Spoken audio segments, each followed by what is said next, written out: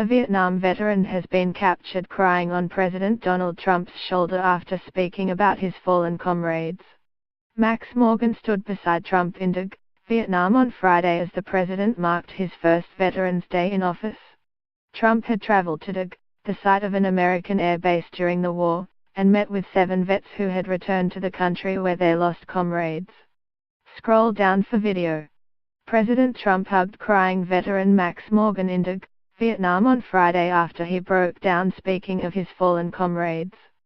Saluting the American veterans, Trump said, "I got to know them for a few minutes up front, and they are definitely tough, smart cookers. We like them, I think they like me too." He then encouraged the veterans, organized by a group called the Greatest Generation Foundation, to speak.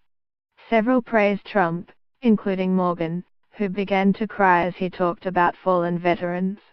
"Mr. President, from my heart, thank you for your support of the military, and it's an honor to be here as one of 7 Vietnam veterans representing the 58,000 heroes who never made it home," said Morgan, of Santa Clarita, California. Morgan, of Santa Clarita, California, had praised Trump before he began to cry when he mentioned the 58,000 fallen veterans who never returned from Vietnam. Morgan's voice cracked and he began to cry as he talked about fallen veterans.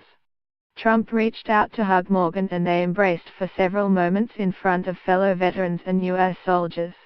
Trump, who at times appears to struggle with displaying empathy, reached out to hug a crying Morgan.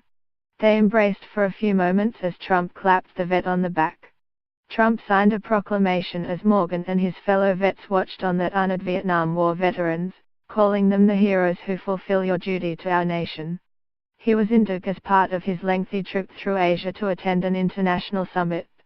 Trump signed a proclamation as Morgan, second from left, and his fellow vets watched on that honored Vietnam War veterans.